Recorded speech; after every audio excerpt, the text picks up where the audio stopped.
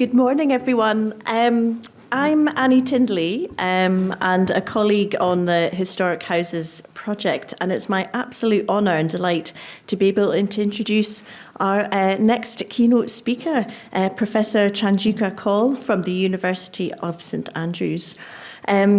Where do we start? Professor Kaul is a modern British imperial and media historian who works in a multidisciplinary register across the 19th and 20th centuries, but also includes contemporary history, issues and legacies.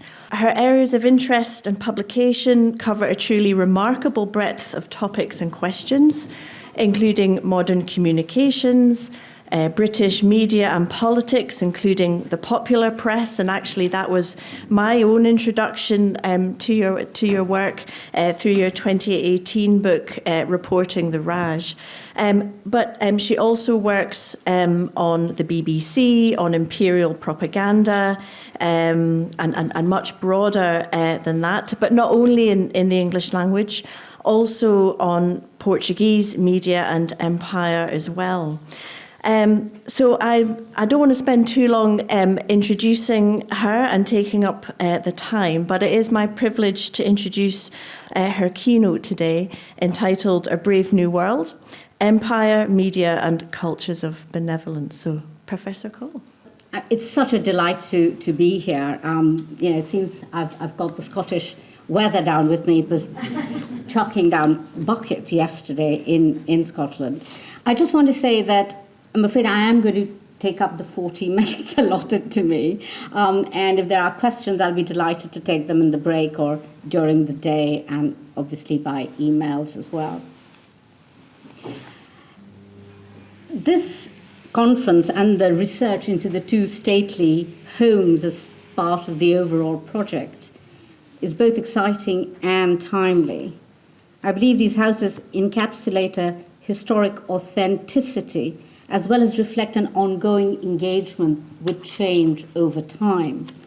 And as such, how we approach them and their contents and understand the role of its custodians past and present is both an exercise in communication as well as rooted in a reappraisal of Britain's imperial and cultural past. In my talk today, is divided into two halves. I'll begin with highlighting key aspects of the communication and media environment of the late 19th and early 20th centuries, painting with broad brushstrokes. I'll then proceed, as per the request of Joy, to offer case studies, and I must confess this is relatively new research. Case studies which highlight aspects of my own research into the political culture of empire, but also have a bearing, I believe, on the careers of the couple at the heart of this project, Lord and Lady Dufferin, in the context of the British Raj. The British Empire was substantively a cultural project of command and control. My research has focused on the dialectical relationship between communications, media, and empires, with particular reference to the Raj in India. Although complementarity was critical, my research has also highlighted the essentially paradoxical nature of these relationships. Further, context remains key to understanding the overlapping mediascapes within Britain as well as in India, as does the role of agency. I think it's well to remind ourselves of the information revolution of the 19th and early 20th centuries, which saw the culmination of a remarkable series of technological advances. The telegraph network, which has been aptly described as the Victorian internet, attained maturity and became for the first time a viable medium for mass commercial use. Railways expanded around the globe. Steamships using the Suez Canal reduced journey times between East and West to a matter of weeks. The typewriter became ubiquitous. The camera became portable. The first motion films were made. The telephone made its appearance. These years also witnessed the culmination of British power in India.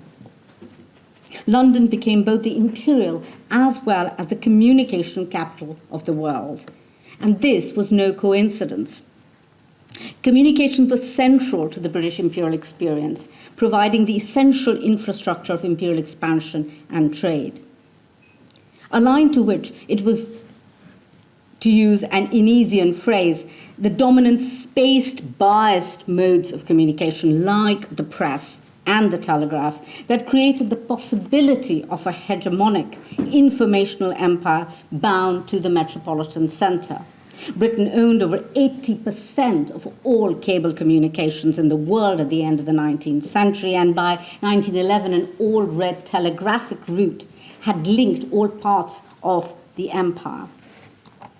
And it was in turn the character of these media, the content of their messages, the costs of information retrieval, along with the institutional and economic framework of domination that were instrumental in shaping the governing strategies of the British. Media are rarely neutral, and patterns of political and social relations are intimately linked to the systems of communication predominant in given eras. The British Empire was sustained as much by cheap pulp paper as by the gunboat.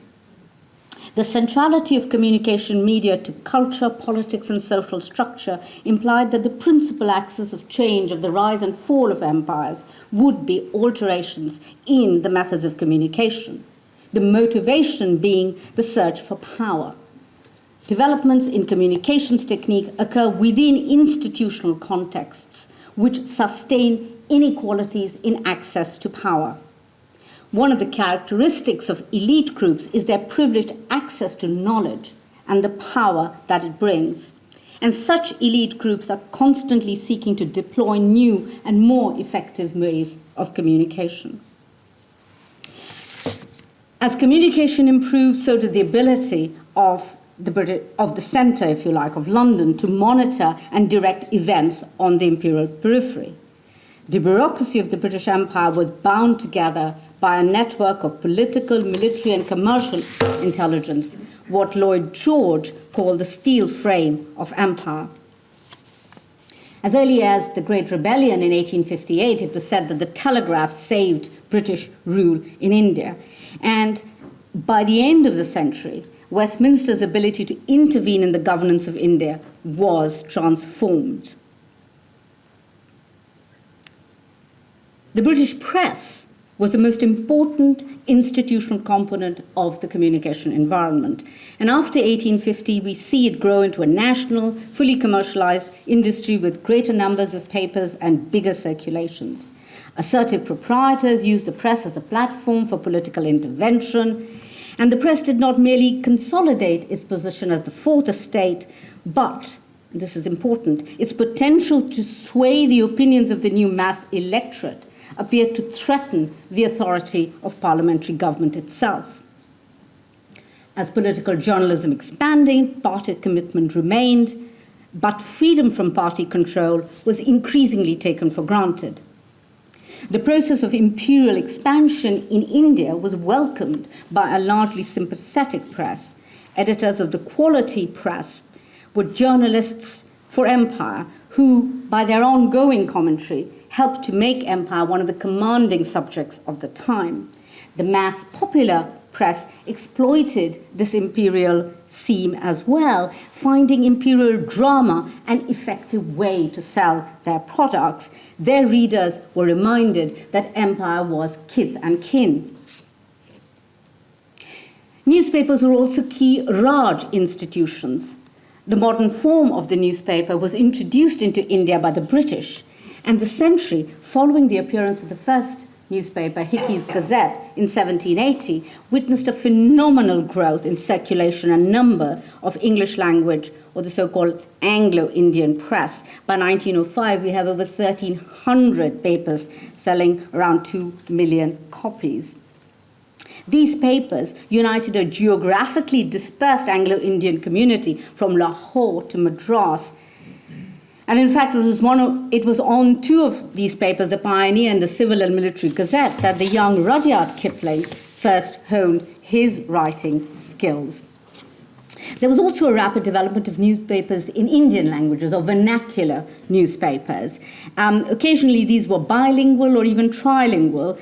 The first newspaper, interestingly, published in 1818, was established by a British missionary, John Clark Marshman. By 1875, we had over 250 such newspapers. Now, this unofficial press occupied an equivocal position. Though clearly part of the establishment, it was also the chief forum within which the conduct of the establishment was subject to critical scrutiny. In the absence of political parties, it represented potentially the semi-official opposition. Underpinning all this press coverage and political communication was another very strategically important institutional innovation, and that was the International News Agency, which was enabled by the expanding telegraph network. News became an international marketable commodity. For the global transmission of British imperial hegemony, she now had the sterling services of Reuters news agency. India soon became the most commercially profitable part of the empire for Reuters, and very soon it also established a domestic monopoly through its subsidiary, the Associated Press of India. Now, on the one hand, Reuters was a great leveler, promoting the ability of the popular British papers as well as papers in the subcontinent to report greater news at greater length and international news. However, they also developed as a consequence a greater conformity and standardization of information. Reuters played an important agenda-setting function, influencing the judgments which the political public in Britain and India made about the relative importance of different kinds of news. And significantly, throughout these decades, Reuters received regular subsidies from the government and routinely ignored or distorted anti-government news. Thus, overall, the British global network of transportation, communication, and information was, I would argue, critical in expanding and consolidating its power. Yet, communications were more than mere mechanisms. They brought into being for the first time what Marshall McLuhan was later to call the global village, or in our case, an imperial village. Ideas, information, and cultural values were transmitted around the world, linking metropolis and periphery in a symbiotic relationship. The result was an informed public opinion on imperial affairs in the colonies as well as in London. This was a potentially dynamic variable. In effect, a network society, to borrow Manuel Castell's characterization of the contemporary period, a network society was being superimposed on much of the globe under British control. Notions of how the empire should be run were formulated in London on the basis of the information, images, and conceptions generated by and filtered through communication media. It was, as I said, a potentially dynamic variable, but one which governments were forced to take into account when formulating policy. And it is here, for the first time, we see how communications exerted a contradictory effect on British imperial power. For the growing access of the press and telegraphic agencies to overseas news undermined the government's previously privileged access to information. In the early 19th century, government had generally made foreign policy decisions before the reading public was even aware of the issues at stake. As the century progressed, however, the government was forced to conduct imperial policy amidst the gaze of media scrutiny, thus limiting the government's freedom of maneuver. The potentially disruptive repercussions of press and public debate in Parliament was alarming to an India office, which is the Government of India in London, which was keen to maintain a consensus of political opinion and to avoid India becoming a subject of party political controversy. Officials never took the threat of potential Commons interference lightly, for, as the Secretary of State John Morley, 1905, noted, and I quote, "It is not quite so simple a thing as it may look to defend personal government in any assembly which lives upon government by popular sovereignty." Further, as Disraeli had remarked in his final speech before Parliament in 1881, the key to India lay in London.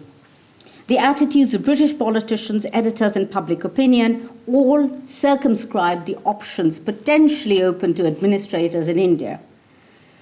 However misinformed about Indian affairs, Fleet Street's coverage was a political fact imperialists felt unable to ignore.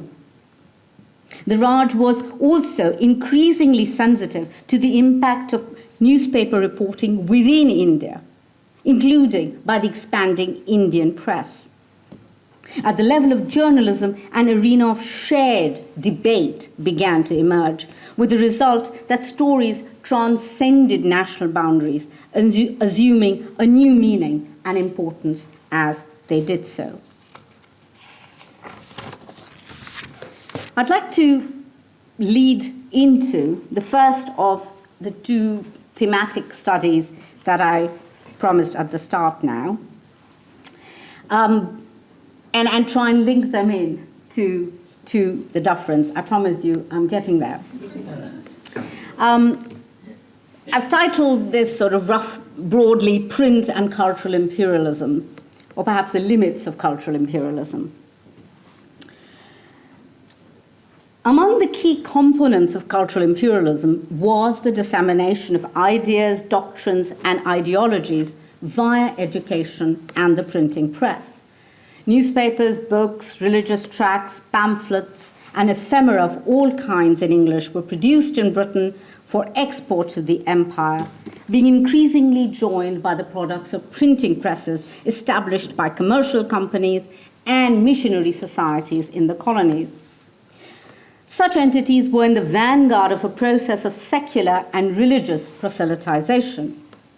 And this process of technology transfer and cultural indoctrination was tacitly supported by the state as a means to transplant Western liberal ideas and political philosophy, thereby legitimizing their rule amongst educated indigenous groups.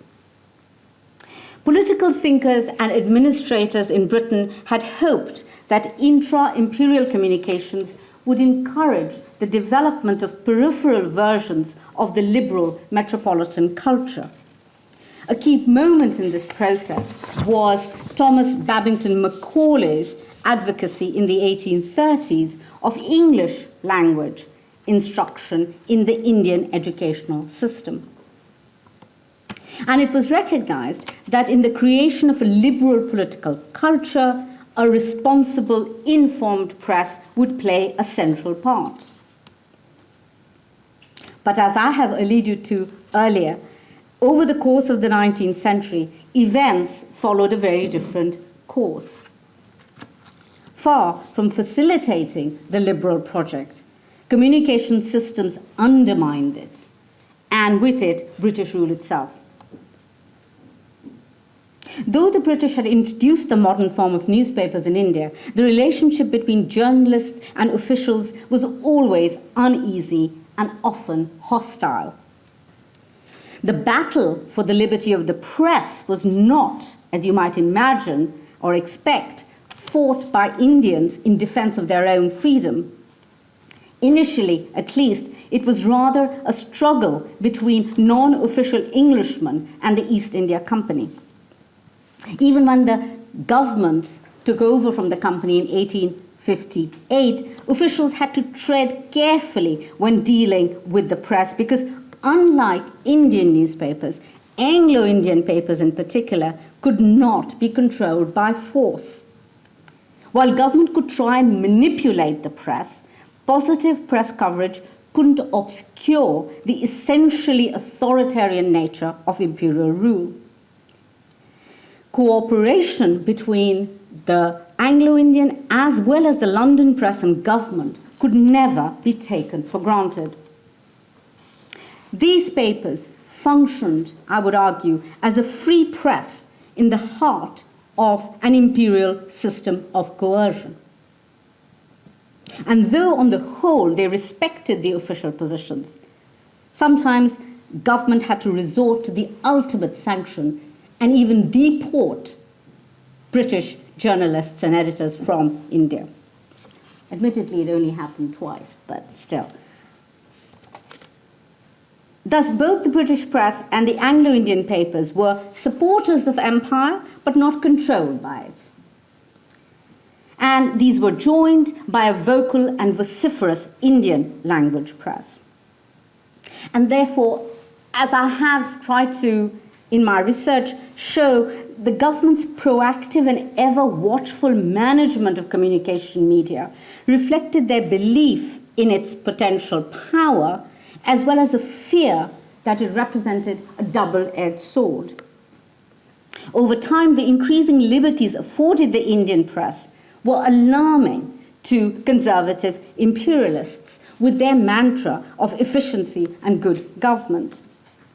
And their reaction was epitomized by the passage of the Vernacular Press Act in 1876 by the conservative Viceroy Lord Lytton, which targeted specifically Indian newspapers with draconian restrictions in a blatant attempt at racial profiling and stemming public critique. This attempt to control the operation of the colonial media revealed the limits of the imperial political beneficence. The freedom of the press, however enshrined in British political culture, was not for imperial export. Prime Minister William Gladstone's attempts to redress the furore caused by Lytton's actions, epitomized in his appointment of Lord Ripon to succeed Lytton, ironically further exposed the limits of the liberal project. Ripon was undoubtedly the most radical of all viceroys to rule India. He was there 1880 to 84. He immediately revoked the so-called Gagging Act, as Indian journalists refer to the Vernacular Press Act. And he also introduced other liberal measures like increasing local self-government, much to the acclaim of Indians. However, Ripon's attempts at wider legal reform through an amendment of the Criminal Code in 1883, a measure which aimed at giving parity to Indian and British magistrates in criminal cases, was greeted by an unprecedented, concerted press attack, orchestrated by sections of the Anglo-Indian press, aided and abetted by the London papers. This vicious year-long media campaign, which has been dubbed as a white mutiny, against the Ilbert Bill in 1883, named after the law member, effectively killed the principle of racial equality at the heart of this liberal endeavor. There was also a spirited backlash amongst Indians and the beginnings of what we now know of a sophisticated nationalist opposition utilizing the press and the platform to galvanize the masses whilst engaging in direct appeals to British government, British Parliament, indeed the British people.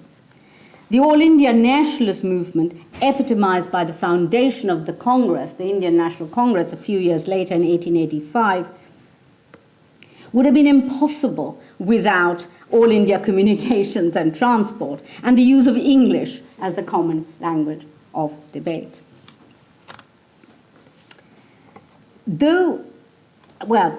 So what was happening, and I'll be quick here, language under the influence of the mechanization of the printed and spoken word caused the empire to be increasingly exposed to nationalist forces, who who took up these tools to articulate their case and create what Anderson has referred to as imagined communities.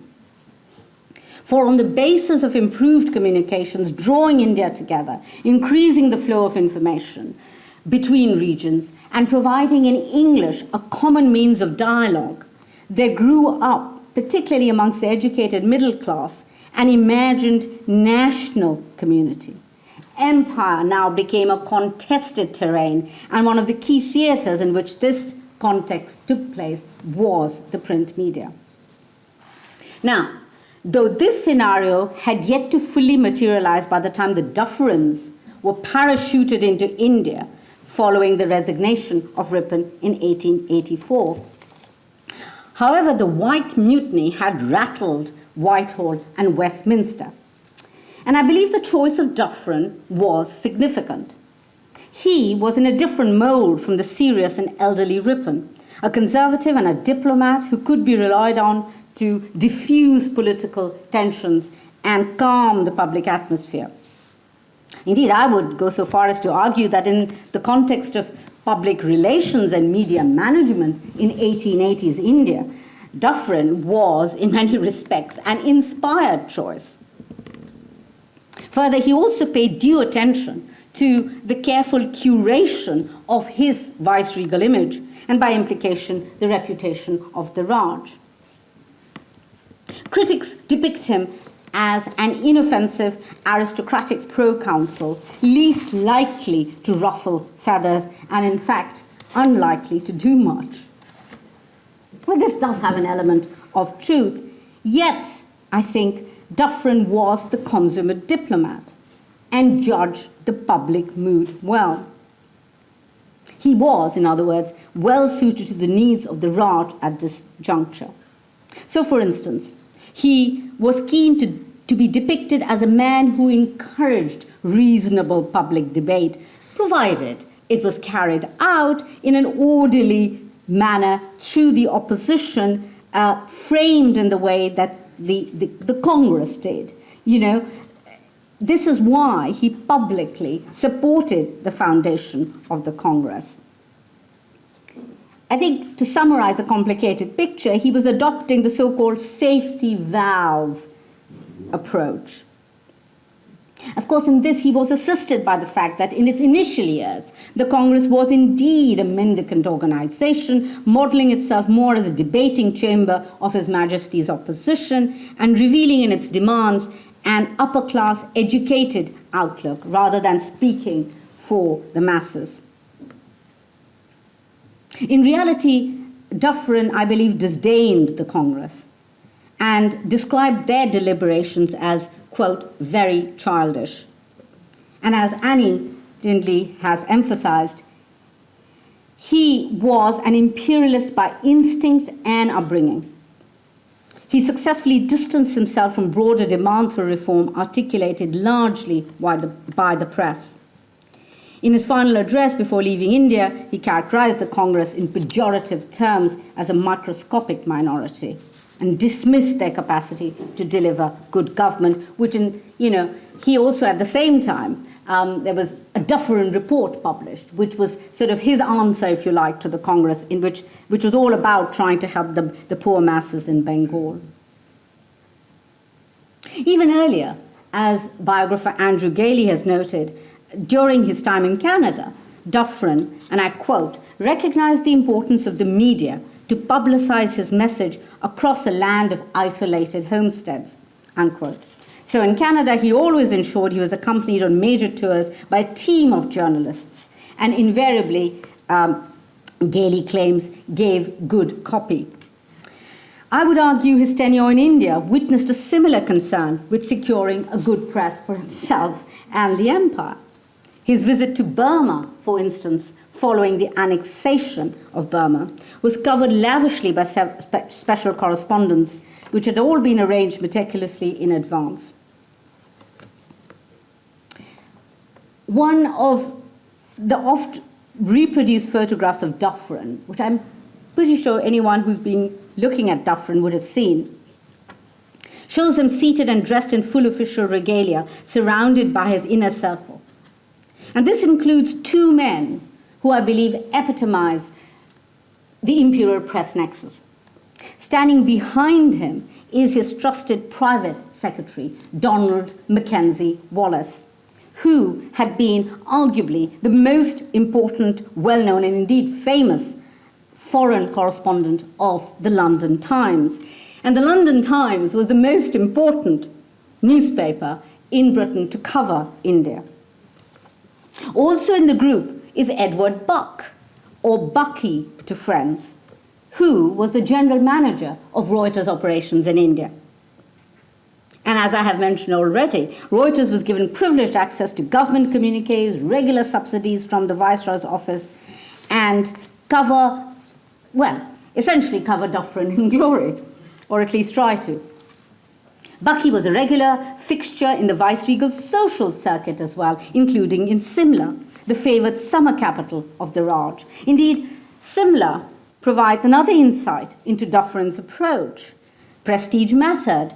Pomp and splendour was part and parcel of legitimizing imperial rule.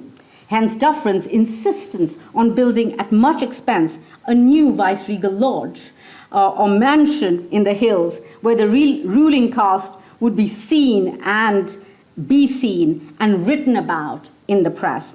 Indeed, Kipling pops up again because he was often sent to cover the Simla season by the Pioneer and the Civil and Military Gazette. And of course, those of us who know and love Kipling, his experiences gained there were encapsulated for posterity in many of his short stories.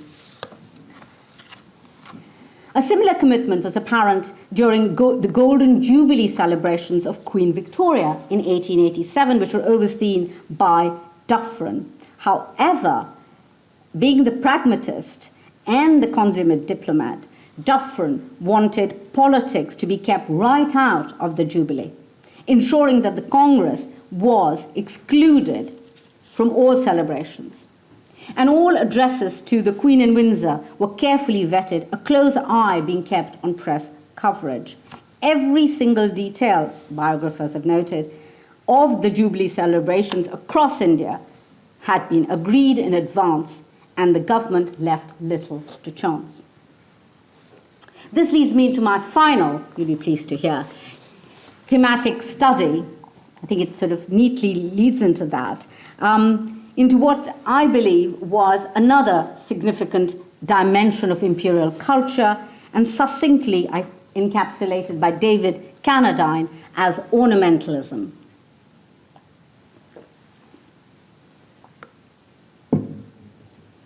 Historians like Tinley have characterized the ruling style of aristocratic proconsuls like Dufferin as both, quote, an ornamental and pragmatic style of governance, unquote.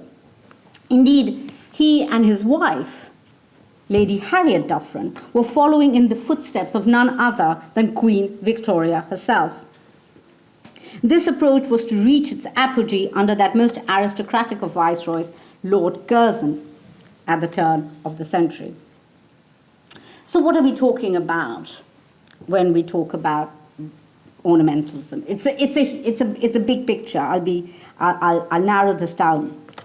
Essentially, the second half of the 19th century witnessed the consolidation of attempts to make the monarchy effective in an imperial context, and to employ its appeal to promote imperial sentiment at home. Empire enhanced the prestige of monarchy, whilst the symbolism of monarchy validated imperial hierarchies, providing a visible embodiment for an otherwise fragmented entity. Central to this project was Victoria, Queen Victoria, in whose name, indeed, the Indian Empire was being conducted for the supposed good of the Indian subjects, as proclaimed in this great decree, the Queen Victoria's proclamation after the suppression of the Great Rebellion in 1858.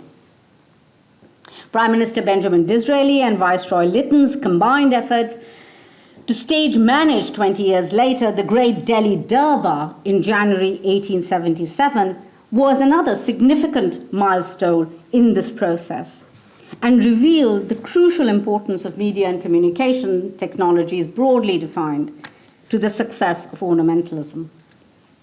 Proclaiming Victoria as Empress of India during the Durbar was a masterstroke of imperial propaganda, where explicitly political and hybrid rituals were invented, including with the help of Kipling's father, Lockwood Kipling, to help popularize and legitimate British rule and Victoria as the rightful successor to the great Mughals. However, what I want to focus on, and what I think is striking during this process as well as in the decades following, was the Queen's genuine personal investment in the welfare of her Indian subjects. As a recent biographer, Miles Taylor, has noted, the Queen was part of the imperial ideology of the Raj. However, and I quote, at the same time, she was also a female monarch, and in this she represented justice and charity, unquote. She was a beacon of beneficence in ways in which the British bureaucracy in India could never be, either before 1858 or after. Now, the Queen's concerns, to which I will come to in a second, predated the Durbar. She had always taken a keen interest in India, and I think we were exposed to this dramatically, we as in those in Britain, during the Great Exhibition in 1851. She had received a succession of royal Indian visitors. She had befriended young Indian princes. She had insisted on her viceroys and prime ministers keeping her fully informed about the conditions of India. She had kept an Indian secretary. She had begun to learn Hindustani, all of which went down really well with her Indian subjects. At the time of the Durbar was actually really badly timed. Lavish expenditure of money at a time when India was suffering from one of the worst famines ever known. And Victoria's distress at the famine was conveyed and articulated in public. She very publicly spoke about her concerns. She also donated to famine relief. Now, the sums she donated may have been, albeit very small, but its symbolic impact was immense and helped in turn to raise the game of acquiring funds to new heights. And we see how Indians responded to these actions through direct embassies to the Queen, through public proclamations, through poems, literary tracts, newspaper articles in multiple Indian languages, translations of her Highland Journal into Hindi, Marathi, and Gujarati. In short, the representations in Indian political culture all testify to the fact that the Queen was being embraced by the Indian public, bypassing the political superstructure of the Raj. The Queen was being domesticated by Indians for India and transformed as a symbol of kindness and benefaction, a beloved mother to her Indian people, and a respected widow noted for her abstinence and piety. Taylor, quoting Taylor again, he says, "In the end, the Queen's new title meant more in India than in Britain. It produced a wave of popular endorsement, presaging new opportunities for reform and development under the eye of a watchful matriarch," unquote. Now, time simply doesn't permit a full exposition of this theme, and I am drawing to a close here, but I want to focus on one aspect that directly ties in to the major initiative associated with Lady Dufferin. Victoria's benevolent image was combined with practical initiatives, particularly in the area of female empowerment, as witnessed in her long-standing concern into the plight of women's health, education, and nursing. We can take this back to her meetings with Florence Nightingale at the time of the Crimean crisis. But over the subsequent decades, she had also very actively supported female education initiatives in India. And most importantly, I suppose, in our context, nursing and the provision of hospitals for women, especially pregnant women. This had involved liaising with Lord Ripon, as well as British women pioneers like Mary Schkarlieb, for instance. So the Queen's blessing and moral endorsement opened doors to medical fundraising in unprecedented ways. And we must, I believe, view Harriet Dufferin's involvement within this broader context. The National Association for Supplying Female Medical Aid to the Women of India, or the Countess of Dufferin Fund, as it became known, was, and I quote, the single largest project of philanthropy outside Britain. I repeat, the single largest project of philanthropy outside Britain to which the Queen's name was attached in her lifetime. Now, of course, the Dufferins had known and visited Queen and corresponded with her throughout their political and public careers. And they also went to visit her before they departed for India in 1884. And while they were in India, there was a voluminous correspondence with the Queen. At this meeting, the Queen had reached out to Harriet in her crusade to reform Indian nursing. And this, I believe, was an opportunity for Harriet to be more directly involved in her role. In fact, actually, I think, to remold the role of a viceroy in India. Now, Harriet had been an excellent social hostess, supporting her husband, but she had longed for a more meaningful engagement with problems as she witnessed them, particularly in India. The fund raised money for medical schools and hospitals, to train Indian nurses, to work in dedicated women's hospitals. It was launched in July 1885, so barely a few months after she reached India. The project was emphatic in its neutrality on questions of race and religion. No missionaries were to be employed. And even the British who were employed would have to be purely in the capacity of teachers. So in other words, this was an effort of training Indian women to help other Indian women. Once Harriet had initiated the fund, Queen Victoria insisted on being directly involved as a royal patron, donating £100. Though, of course, a token sum, it worked its magic and allowed Harriet to launch a widely publicized drive, including prominently in the press.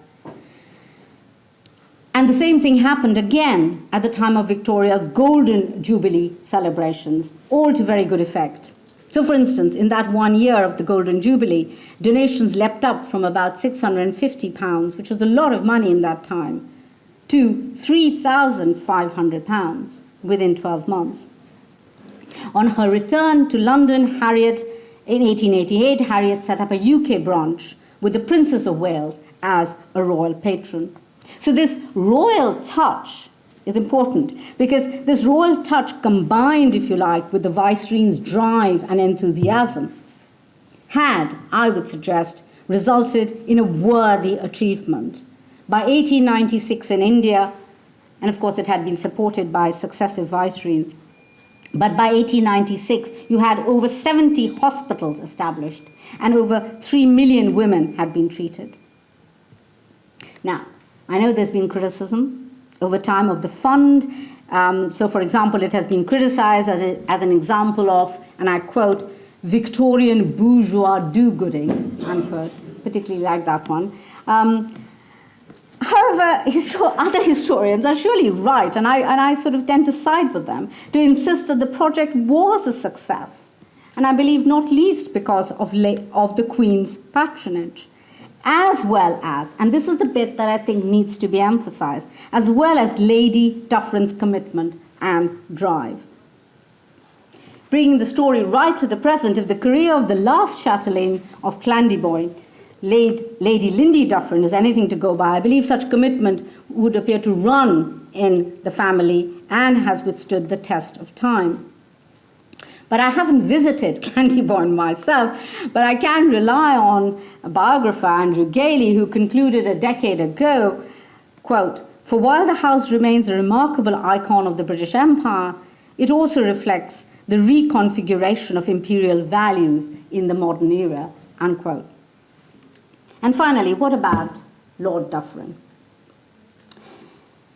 Curzon, who we have heard so much about already, and I think with whom Dufferin had much in common, not least their common obsession with the great game. Curzon had remarked sarcastically that Dufferin, quote, "exhibited a curious mixture of application and indifference. And his tenure was, quote, in reality, a monument to the saving grace of tact," unquote. These reflections, intended in Curzon's characteristically waspish manner as a critique, should, I believe, be taken as a compliment.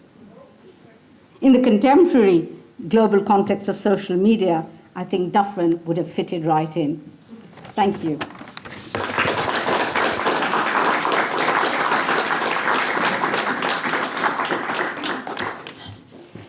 It's just for me to say thank you so much for that magisterial paper. We have so much to think about and chew over.